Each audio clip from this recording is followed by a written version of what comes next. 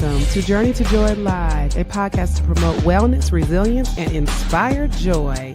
Be empowered to balance your mental, physical, financial, aspirational, and social health while providing mental health awareness and breaking down the stigma of mental illness in the Black community. I'm your host, Dr. NJoy, and I'm here to help you transform life's challenges into opportunities for joy. Let's begin the journey together.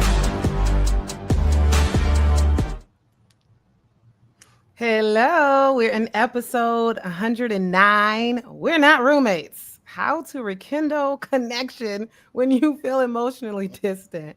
And I'm here with special guest, Dr. Chavonne. She is a life and marriage coach. Welcome. Well, thank you so much for having me. I'm delighted to be here. Yeah, I think we found each other on LinkedIn, which is where I find most of my guests. The other half the time I find them on Instagram. Well, all of the places are the places to be. But yeah. I know, right? Well, tell us more about you and what you do. Yeah, so happy to be here. Dr. Chavonne, I am life and marriage coach. And one of the things I like to lead with is I am my best and my worst client. So interestingly enough, right? It's like you start a business from a place of expertise, especially those with a lot of education behind our lives. And then you have the opportunity to learn for real. And I think that is what has happened for me. I started this business 10 plus years ago. At that time, it was like, I'm going to use everything I've learned about behavior change and coaching and mindset, and I'm going to teach the people. Right. And it was like, my husband and I were extremely happy at the time. I actually built my business on maternity leave. And then we have real life, right? The thing that happens when you have a marriage that is multiple years, multiple decades, all of the things. We've been together for almost 20 years. Whoa, that's great. For 14. So we have a long lot of experiences. And I will say that in those experiences, we got the opportunity to practice everything that I knew. Right. And and he was willing too. Seasons, right? And for anyone watching this show that has a marriage, there are seasons in it, right? It is not just like straight road or up and up and up. It's like all of the roller coaster. And I think, though, what I'll say in reflecting back and really answering this question of what I do, I think the theme so much throughout everything that I teach and how I work with my clients is I am a real wife with a real marriage and a real life too. And everything that I teach has come from a deep sense of knowing and and not only reading and of course evidence-based strategies, but then there's like real life. And I was one of those wives, as my marriage went through its own iterations and struggles, I would be reading this stuff and I'm like, yeah, but what about in this situation? And then how do you actually really do that? And so one of the gifts I'm so grateful for God for is I am a really process person. It's my research background of like, if you ask me how to do something, my brain thinks in steps very quickly, very strategically. I'm going to be like, okay, well, first you have to do this. Second, you have to do this. And it comes from knowledge, but also just the lived experience. So at the end of the day, what do? I work with both couples and individual women to really improve the quality of their marriage. When I think about what I am about helping people create healthy, happy marriages that last. And for many times, the couples that I work with, when they're both coming together wanting to do this work, the focus is creating that lasting and healthy and happy. Lasting forever. Don't say the D word. I also have a spot because, again, through the iterations and through the seasons, I think it's also important that I be able to offer my expertise and support people who are either doing this alone. I have a lot of women who have a partner who maybe isn't interested in doing this or won't do this for whatever reasons. And also women they come by themselves. And they're trying to figure out, like, if I clean up my side of the street, right? Because we all have a side of the street. Oh, Will it help this marriage? Will this marriage rise up yeah. to start meeting some of my needs? Or do I need to really think about some type of transition in some way? So I serve it all. I love it all. And it's really a blessing to be able to help people in this area of their lives, because it's not a place where we have a lot of space and safety to talk about Yeah. openly. And I really consider it sacred work. So yeah. For sure, because you got to be able to trust who to talk to. Because, of course, a lot of women like to vent with friends. And if you vent to the wrong friend, especially if it's a single friend, they're going to be like, oh, no, you need to leave him. And, it's like, should I really be listening to Yep. you? You're Yes. not in a relationship. You're not even, you left that person, that kind of thing. Yes. And it's really, it's, the roller coaster, but it's hard work. And I've mentioned that on the other relationship podcast episodes in the past, and it takes like I'm using kind of scripture at this point, dying to self, like really Yes. selfless work. Yes. Yes. Yes. It does. So And I think yeah. people don't realize that. Like I Mhm. have a concept, it's called your level 10 self. And it's really about intentionally deciding who you want to be instead of There just it is. operating on Yeah. autopilot from what you learned, what you picked up from Mhm. your own family of origin or other Mhm. experiences you have in life. But it requires a parts of you die. And I think sometimes we tend to put Yeah. ourselves in boxes. And I've had a lot of clients come to me and say, well, I'm not the type of person to do that. I'm like, okay, well, this is what your marriage requires. You either change Yeah. it or you stay stuck experiencing the same things. And so doesn't mean we have to, snap our fingers and you get it overnight, but we do want to work Mhm. towards making those shifts, creating those transformations in you so that your marriage can thrive. For sure, for sure. And like with that dying to self, it comes with humility, patience, and just not being offended so quickly. And I have Yeah. to add to that, not feeling disrespected so quickly. And if you are humble, I feel like you can't feel disrespected and humble at the same time. What do you think about that? Yeah, that's an interesting take. I think there is a lot like marriage and the level of offense that you feel will vary depending on a lot Mhm. of different factors. But I do think there are some things that we have a tendency to make up stories about. And Mhm. a lot of times when I'm talking with clients and understanding situations, I can pull out how they are wounding their own selves Oof. by what they Oh, actually the story they've concocted, which is not yeah. in fact what their partner intended or what was going on. Mhm. Assuming assumptions I can do kill a think, marriage. yeah, when I think of humility, it's really being willing to ask the question, what if I'm wrong here? Mhm. What if the way that I'm seeing things is not actually what's happening? And when you're willing to be wrong and Yeah. to say that, like, what if I looked at this in a completely different way? That is a humbling process. It's a Oh, vulnerable yeah. process because you risk giving up the story. And a lot of times, the story of offense that we take on is Mhm. self-protective, right? We don't even Yeah. realize it, but we're trying to protect some part of ourselves by being offended and kind of being the victim of our partner when Mhm. really there's so much empowerment available to you That by the way pride, that pride gets in the way, especially women, that especially us Black women. and we I love my Black women and right, just and I am one and I am one of them, so in all the ways. So yes, yes, yes, yes. All right. Well, we're really I mean, sounds like we can go on and on just talking about how marriages work in general. But of Yeah. course, I had this topic in my Rolodex when I met you, and I'm just like, oh, I Mhm. want to talk about this. When we feel like we're just roommates, just going through the flow, co-parenting. You might talk about bills. You say, oh, I'll go pick up that kid, but there's no emotional connection. And Mhm. so, unfortunately, every marriage has experienced that. I've been married 6 years. I feel like the majority of the time we have some really good emotional connection. And that's Mhm. really my made up rule is that at least we're doing 80% well, right? And if the Yeah, 20% of the time things aren't going so well, it's like that's just marriage.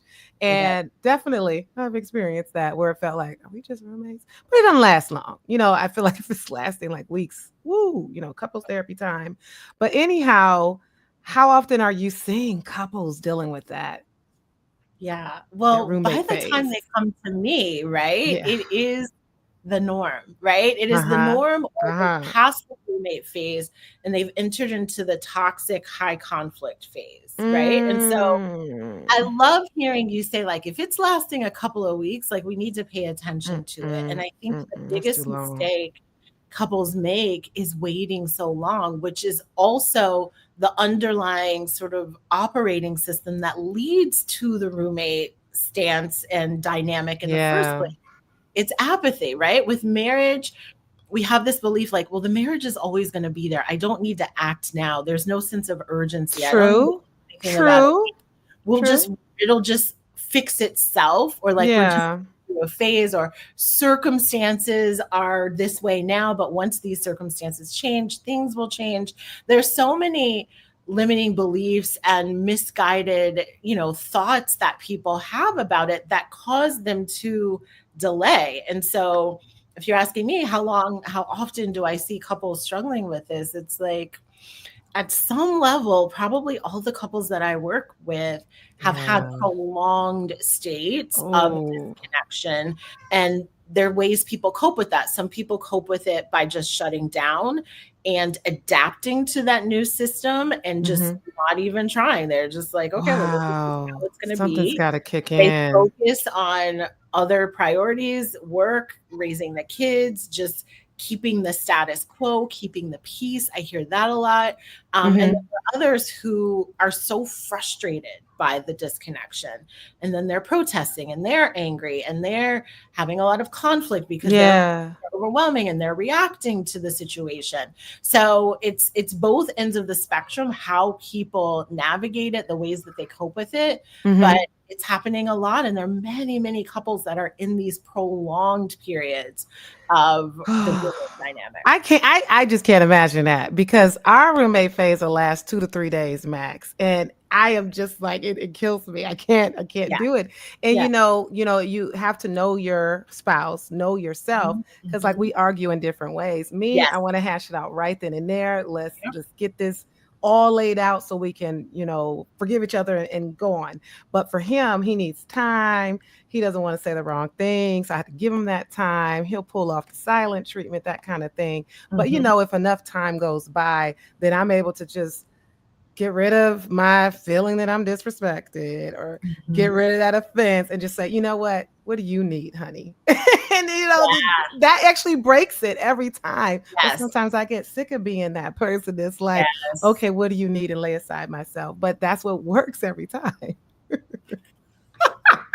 And what I can say, like, just hearing you say that, though, it's so clear that you have a high level of emotional safety in your Mm, relationship, right? And that is the thing that people are missing, where everyone recognizes the disconnect. It's not like people literally have blinders on. They have yeah. sense. Like, couples are so in tune with each other. The slightest You tone, the know. slightest like avoiding, eye gazing, like you can tell when you're connected and when you're not Yes. immediately.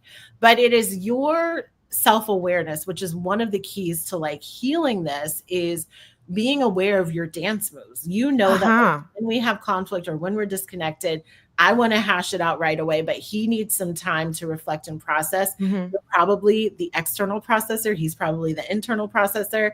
I would say in 99.9% of the couples that I ever work with, there is always one in either category. Right. I And guess that's good. it is good, but also when you don't understand it and you don't respect it, you Yeah. stay in that stalemate longer, Hmm. where it's like, Hmm. you have like hints of the like, well, why does it Stalemate. always have Yeah. to be me? But the couples that come to me, it's been asking that same question for years. And Hmm. so once you ask it and you ruminate it on it, and then that resentment starts to build up, the desire to be humble and to say, what do you need to move forward from this? How can we repair? Which is exactly what you're doing. The desire to do that is minimal. and they stay Mhm. stuck. And then other things You said pile so. on. And then you haven't addressed the first issue that led to the disconnection. And then Yeah. 5 other ones. Yeah, And exactly. It how builds up more issues, and you Yes, don't even remember how you got in this in the first place. exactly. And people play games, right? It's like, Yes. "Oh, well, you're making me feel this way. You said that thing to hurt me, so let me say this thing to hurt you, and let me do Yes. this thing to make Yes. you feel bad." And it's kinda Yes. like, "Are we on the same team or Right. not?" But then also it's like, are we adults or not? Right? Like I there are so many times where I'm like, listen, petty is pointless. I remember It I is. coined that phrase with a client and he was like, I really get it. Cause he was able to see like, I'm being so petty here.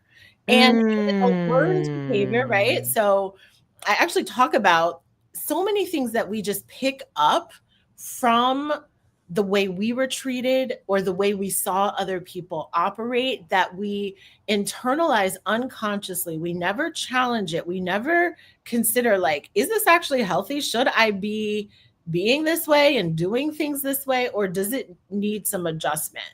And there Yeah. are so many adolescent behaviors or toddler like behaviors happening in marriage. And we call it emotional childhood, right? That's my like Yeah. very diplomatic and mature way of calling out you're being a child. And we give ourselves passes when our feelings are hurt. We revert back to that inner child. And I do a lot of Yeah, inner our child feelings work. are hurt. The trauma, I The talked about we had trauma, an episode yes, Married to Trauma, so when that yes. trauma comes The up, trauma comes yeah, out in whatever age, like some people can pinpoint it.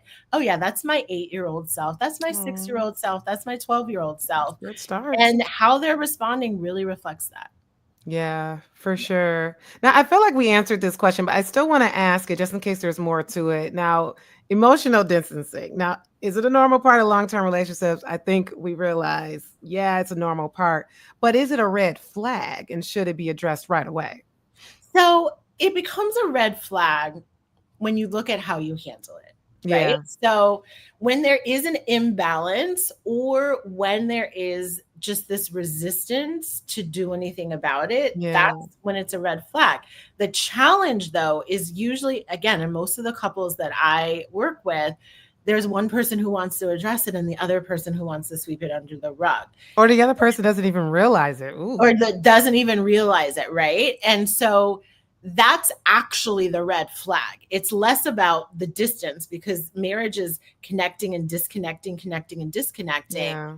It is the process or lack of process that you use to bring yourselves back together. And when that's not happening, that's the red flag.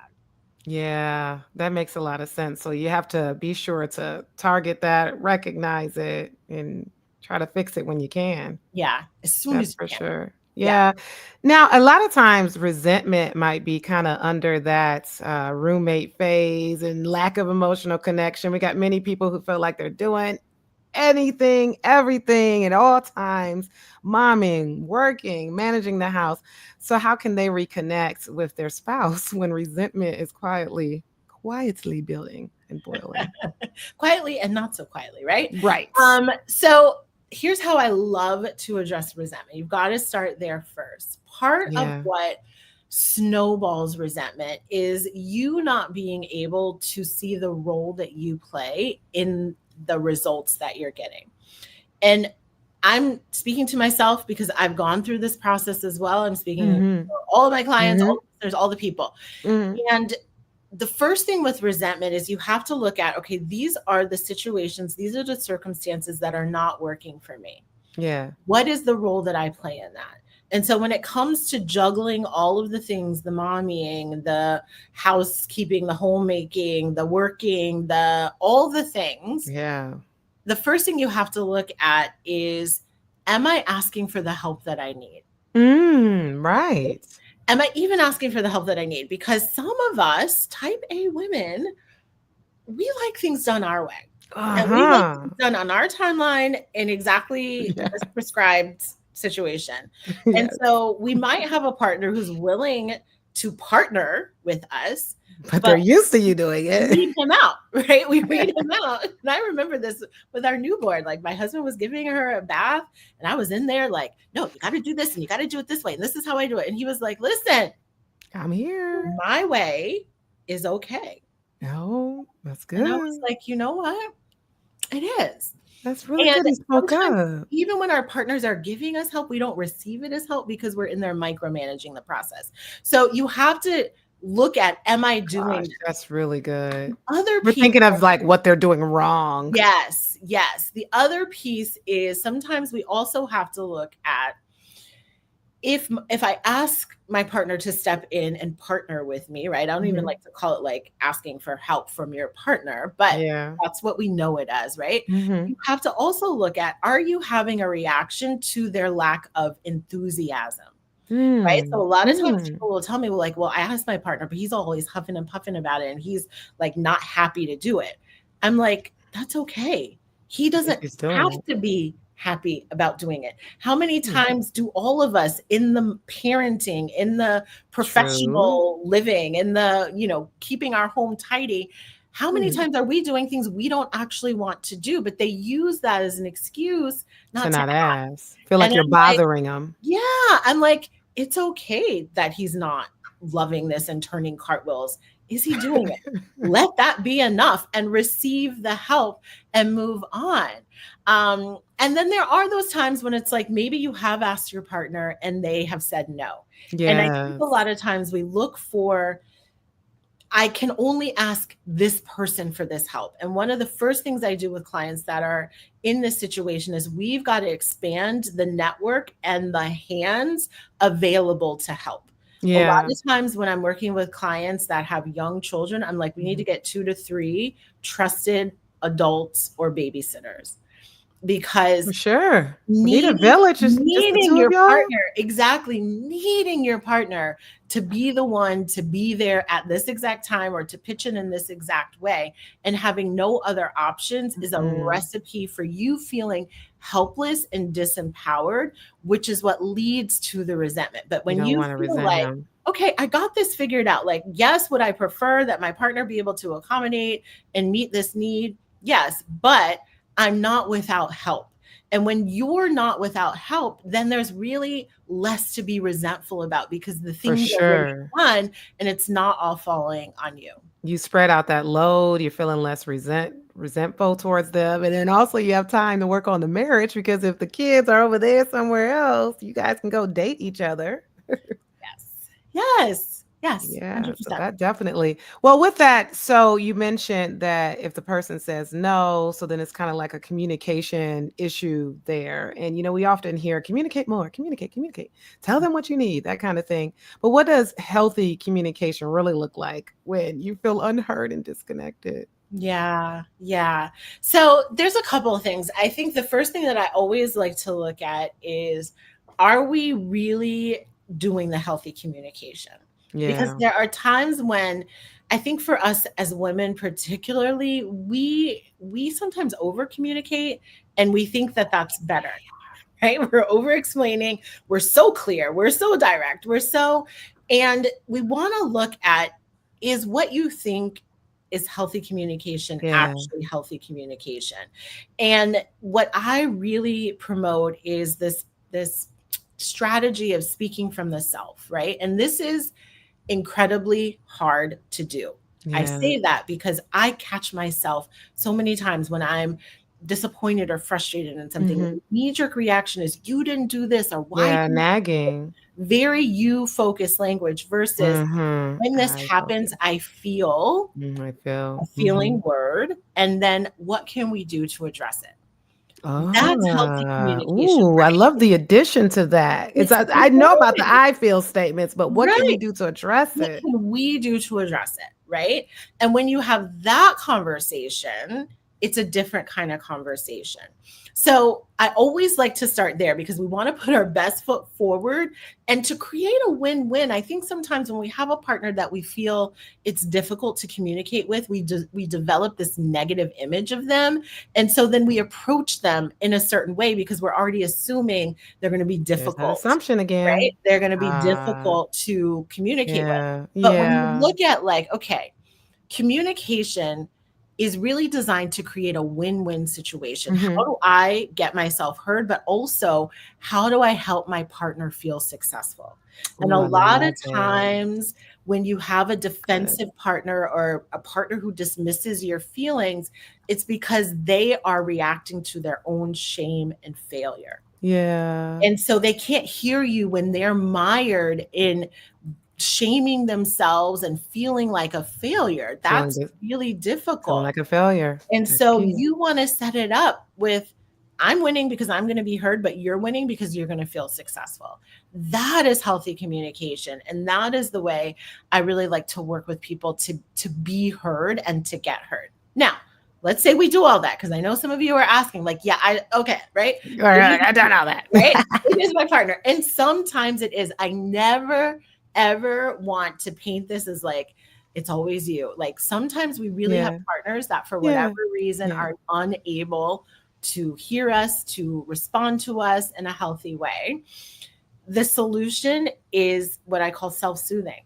right? There are some times That's when good. trying to have a conversation is actually going to be more hurtful and harmful to you than really going inside of yourself, working through your trigger, working through whatever has upset you, and creating your own soothing experience. That is going to be the place to go. You cannot go to your partner in some instances. And a lot of times people, they don't get that, because it's like, but marriage is supposed to be this and marriage is supposed to be that. And I'm like, yes, I agree. And Yeah. we have to also adjust and work Yeah. in what we actually have instead of resisting it, because now you're going to try to get help and soothing for someone who's Mm-hmm. actually going to leave you with the experience of having your wound with salt in it, Yeah. right? Drained. Yeah. Yeah. Yeah. Yeah, that's very key because and it's almost like you're looking for them for the happiness, but you Yeah. can't bring your own joy or your own happiness. And when they can't make you happy, then it's kind of like you're upset and, are your expectations too high? So I really like that self-soothing because you got to be able to find joy from within when you can't find it through your kids, your spouse, anybody else or that you Yeah. might encounter. So that's really key. Mm-hmm. It is. Yeah, It is. yeah. Also with communication, your tone. Because you can say the best things ever, but if your tone is off, like even if you say sorry, you did not say sorry. I do not believe Can that. you feel it? You're not fooling anyone, right? Like sometimes we try to clean it up afterwards. It's like, but you made a mess. Right. It's just that it goes back to that humility and just, that kicking that pride out. Like, do you want to be married or do you want to be right? Yeah. And it goes all the way back to that. You're always trying, not you, but like a person is always like trying to just push and be right about a certain thing when that's not even what this is about anymore. Mm-hmm. Are you hurting your spouse? Are you making sure they're feeling successful? Yeah. Because that's the thing too, especially with our men. Um, the podcast episode I referenced earlier, Married to Trauma, the guest said that women are inclined to have this fear of abandonment, but men are inclined to have a feeling of or fear of failure. Yes. So after that, I'm like, well, I learned from this episode. I'm constantly thinking, okay, what I'm going to say, is he going to feel like he failed? Is there a way I can say this better? Because Mhm. sometimes it could be the most neutral thing, like I miss you, and he feels like he failed as a husband. Not my husband, but just as an Yes. example. Yes. Yeah. 100%. So Yeah. we definitely have to watch that. Now, how can wives reignite intimacy when their love language is emotional connection, but their spouse is just checked out? Yeah. Yeah. That's such a great question. So, love language, right? I actually have a whole podcast Yes, love myself on languages. love languages, because I think Ooh. sometimes we use knowing our love language as a weapon Mhm. in our marriage, right? Oh. And so here's the beauty of having 5 love languages. Mhm. You get to expand your own capacity to feel love. And so I always like to start there first. When we know, like, okay, my love language is like words of affirmation or quality time or whatever the case may be. Perfect, amazing. I love it for you. Incredible. And let's also develop your receptors to receive and experience love from all the love languages. And the reason that is important is because when it comes to getting a need met in your marriage, you never want to be in starvation mode. You are in starvation mode, you are very reactive, you're not focused on the win-win, you're focused on your win.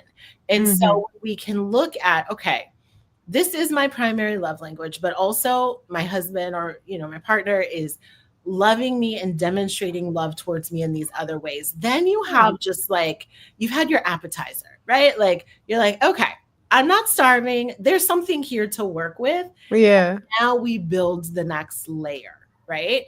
And Yeah. so it's that, because your energy and how you make your bids for connection matters. And when you have a partner that's checked out, the thing that's going to help you bridge the gap the most is being curious about why they've checked out. Yeah. A Yeah. lot Do of they need their love tank filled? Exactly. A lot of times we're so offended by the disconnection, we're aggressively pursuing.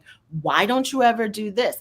I'm just asking for something worse. Like, right? And then that triggers their failure or triggers whatever is going on within them. Maybe there's some resentment you don't even know about that they're harboring. Exactly. And so you have an attitude. They don't want to tell you what's on their mind because you got the attitude. You're not going to get it, right? You're not going to get answers. So we have to transform your energy to just be really curious. Yeah. Like, what's going on with you? This is important to me, but I also want to hear from you. I want to understand what's going on with you. What's getting in the way for you to build this bridge with me? Those two steps, I think, really represent a different way than how most people approach it. And I think you'll really find some major progress just by making those switches. Yeah, I really like the idea of kind of expanding your way to receive a love language. I mean, there's obviously at least the 5 that's talked about most popularly, and just understanding that maybe your spouse is giving you love in a different way. So I do love that part. A lot of what I speak about is understanding that just because your love language is service and gift giving, it doesn't mean that you doing service and gift giving is gonna fill your spouse's love tank. Because sometimes you might be like, but I do all these things for him, he doesn't appreciate it. Well, what is his love language? Oh, it's physical touch and words of affirmation. Well, do you give that? Oh. I'm not like that type of person. That's usually the excuse. Correct. I'm not that type of person. Well, if you want them to do service and gifting for you, you have to turn into that person, because that's who you're married to. Yeah. Yep.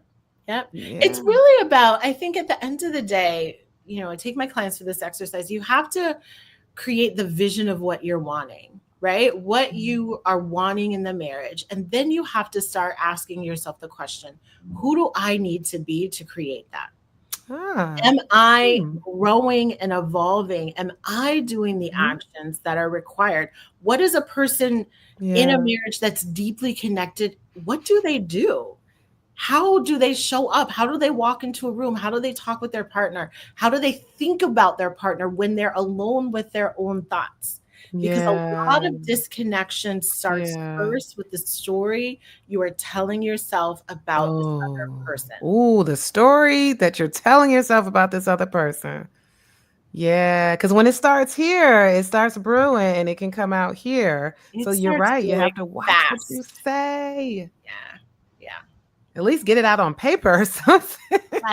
Ball it up, get it out on paper and then clean it up, right? Because ignoring it doesn't make it go away. So you do have to get it out, and you have to question it, and you have to reframe it, and you have to challenge it and really clean it up.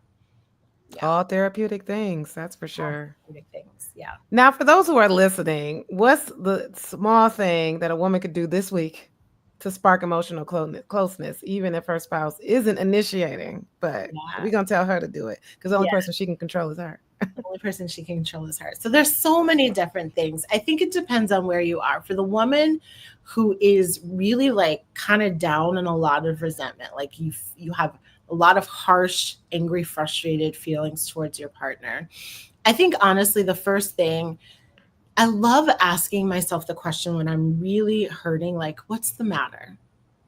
What's the matter? Because you need some tenderness to soften yourself. And you are the best person to answer that and to really understand yourself. Then the next phase, if you're not like as mired in that, but you're just like, I would say you really want to start focusing on what you appreciate about this person daily. again, connection starts with your internal state, your internal story before you ever say a word to your partner. Mm-hmm. So you want to really be anchored into, Yeah. what am I appreciating about this person? What do I love about having them in my life? And let me, again, for us married but very independent Black women, right? Like, we can really quickly go down the road of like, he doesn't add anything to my life. Why do I Oh need him? yeah. Right? Like, when you're really frustrated Ooh. and really angry and Oh. really feeling overwhelmed, Mm-hmm. go to that question so quickly. But I promise you, when Yeah. you really pause to answer that question, you will find something to appreciate. And once your heart is more open to that softness, to that, this is a valuable person in my life. I'm not as upset as I really, am being. I'm hurt, and I'm hurt. But also, there's some really good things here. There's some really good things here that I can appreciate. And so once you're more warmed up, the way you take whatever action, whether that is sending a text message, hey, I hope you have a good day today, whether that is Yeah. actually making eye contact and For smiling sure. when you greet each other at the end of the day, whether that is actually having some physical touch, a hug, sitting on the couch next to each other instead on opposite ends. There's so Yeah. small things that signal, I'm open. I'm open to you, because Mm-hmm. he's wanting that too. And I think sometimes we forget that. But Sometimes that silence or that checking out is kind yeah, of like that but signal it's of like, protective because he's hurt yeah, too, right? It's mm-hmm, not, something hurt. yeah, it's protective. It's just we cope with that distance differently. And there's a lot of misunderstanding. Yeah.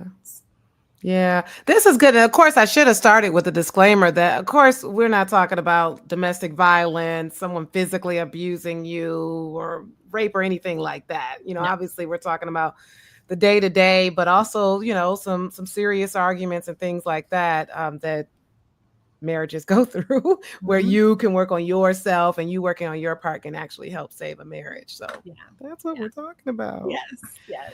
Yes. Okay, so where can people find you? You mentioned that you see couples, you mentioned you see wives who may come because their spouse doesn't want to come, and I imagine wives can come to you whether or not the spouse wants to, but just for their own Yes, therapy for to their learn how to own, be the wife yes, part. for their Yeah. own betterment of just like, when I'm feeling better, my relationships are better. Yeah. Correct. See, Yes. yeah. Yeah. Yeah.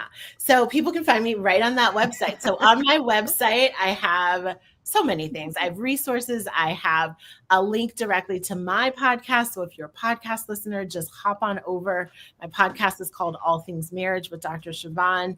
Lots of content there. I have also on my website a free masterclass, Nice. other resources that you can grab. And then if you are really at a place where you're looking for some professional help and want some support navigating some of the things happening in your marriage, you can find out how you can work with me.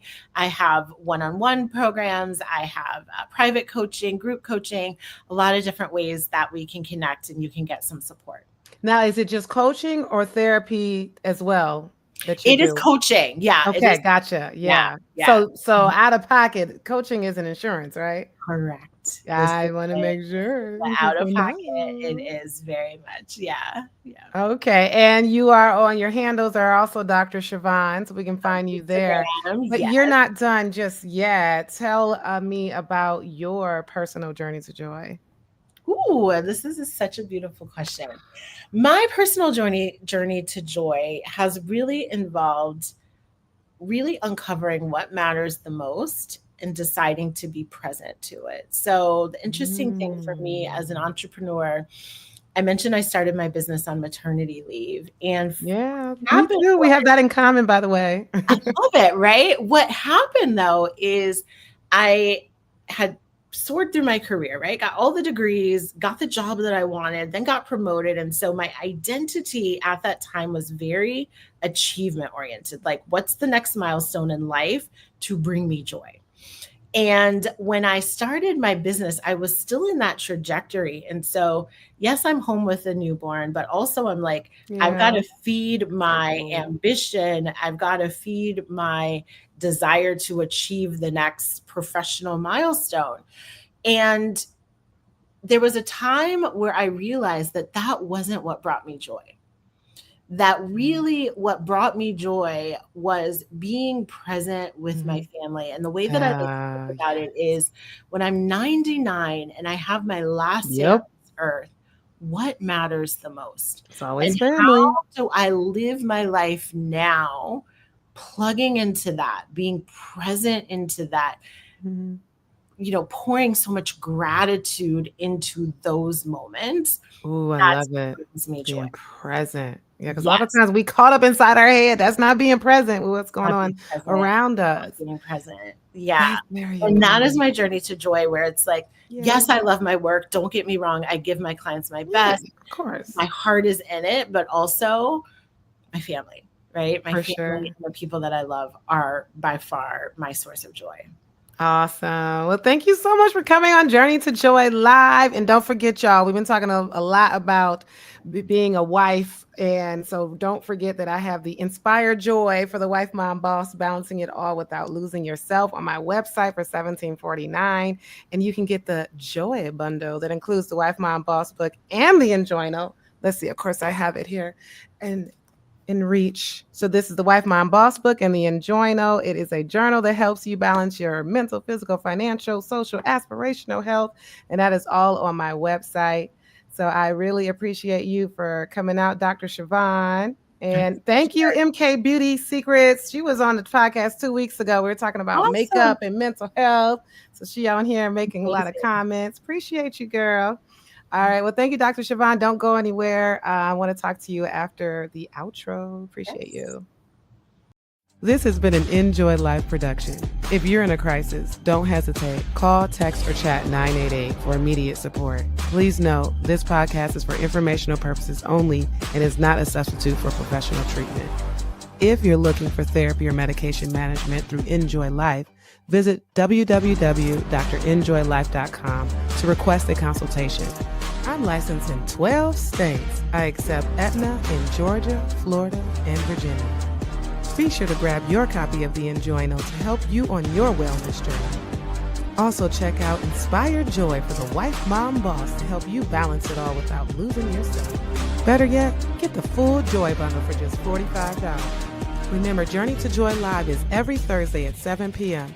Thank you for joining me, and until next time, may you continue to transform stress into joy.